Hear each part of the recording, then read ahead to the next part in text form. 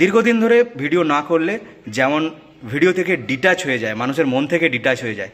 যে জিমের যে ভিডিও আগে আমি ইনস্টাগ্রামে আপলোড করতাম সেগুলো আর এখন আসে না কেন। একটা জিনিস একদম এইখানে গিয়ে আঘাত করলো। এই দুটো বই প্রত্যেকেরই পড়া উচিত। এটা হ্যাবিচুয়েটেড হয়ে যাওয়ার পরে আবার একটা নতুন হ্যাবিট লাইফে অ্যাড করবো।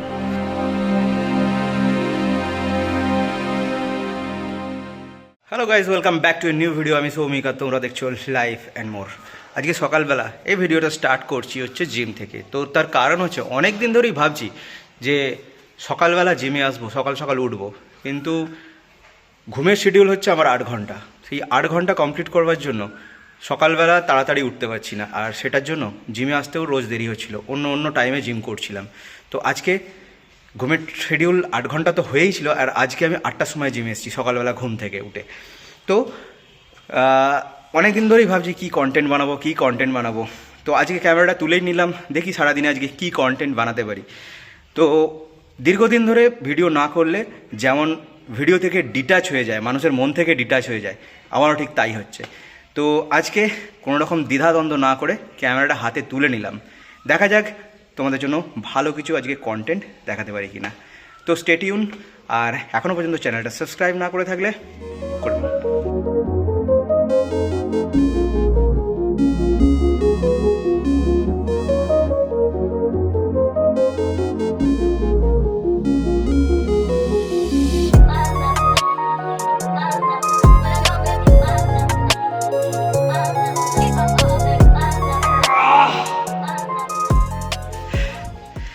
তো জিমে আসি, প্রত্যেক দিন এক এক রকম ব্যায়াম হয়।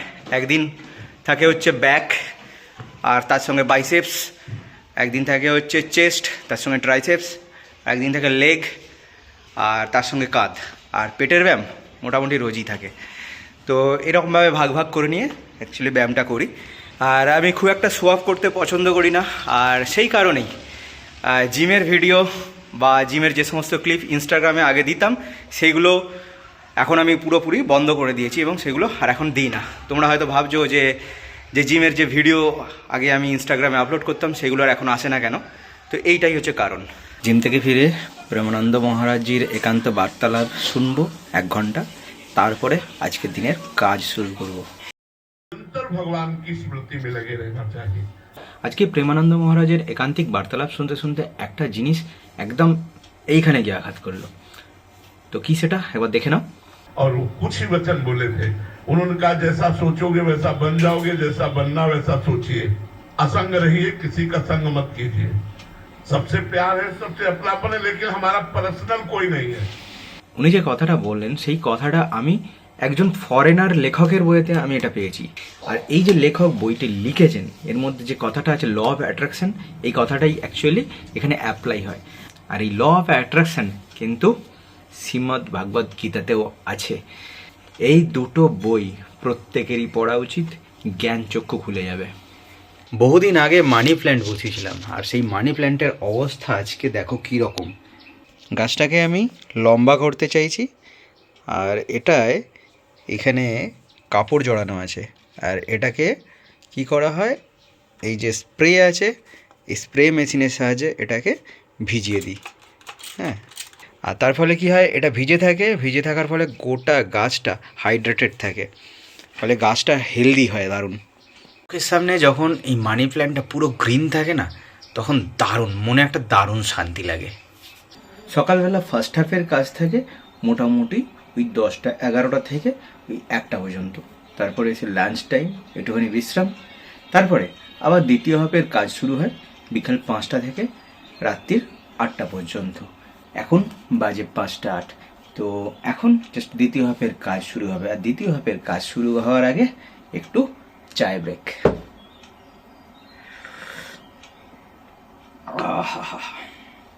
আমি সারাদিনে কোথায় কখন কাজে যাব, কি করব না করব সমস্ত কিছু আমি একটা সিট বানাই। তো সেই সিটের নাম দিয়েছি ওয়ার্ক সিট। এই ওয়ার্ক সিটেতে ডেট অনুযায়ী কোন কাস্টমারের কোথায় কখন কি কাজ আছে সমস্ত কিছু আমার সেটা লিস্টেড থাকে। সেটা দেখতে ঠিক এইরকম দেখো এটা হচ্ছে ফেব্রুয়ারি মাসের ওয়ার্কশিট। এখানে ফেব্রুয়ারি মাস লেখা আছে আর এখানে ডেট দেওয়া আছে এবং প্রত্যেকটা ডেটে কোন দিন কি কাজ সেটা লেখা আছে। আর এই মার্কিংগুলো হচ্ছে সানডেতে সাধারণত কোনো কাজ থাকে না, সেটা ম্যাক্সিমাম টাইমটাই ফাঁকা থাকে, কাজ কম থাকে। তো এতে করে কি হয়, আমি অর্গানাইজভাবে পুরো কাজ করতে পারি আর তোমরাও এটা কিন্তু ইউজ করতে পারো। সেকেন্ড হাফের কাজ শেষ করে বাড়ি ফিরে সন্ধেবেলা মোটামুটি ওই 8টা সাড়ে 8টার মধ্যে ডিনার কমপ্লিট করে নিয়েছি। আর এখন জাস্ট এমএসকের ব্লগ দেখছি, উইন্টার স্পিতি।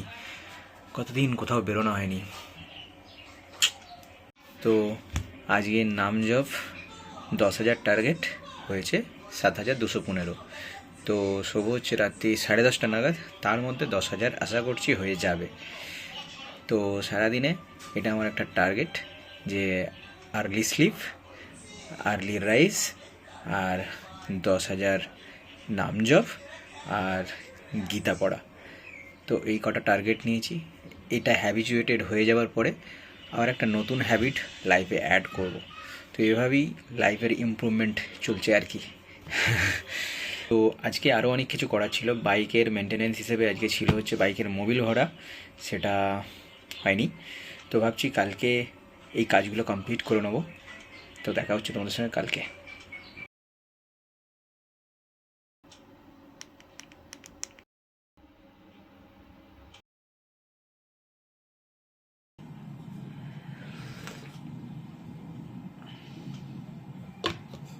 সো বাইকের যে পেন্ডিং কাজটা ছিল সেটা এখন করতে হবে। তো বাইকের জাস্ট মোবিলটা চেঞ্জ করব, খুব জরুরি, খুব ইম্পর্টেন্ট কাজ, ফার্স্ট প্রায়োরিটি।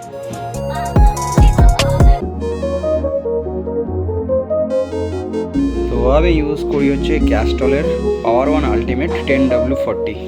পেন্ডিং কাজ ডান। ভিডিও লিস্টে এত ভিডিও পড়ে আছে, এই লিস্ট করে রেখে দিয়েছি, তবুও এ নিয়ে ভিডিওই বানাচ্ছি না।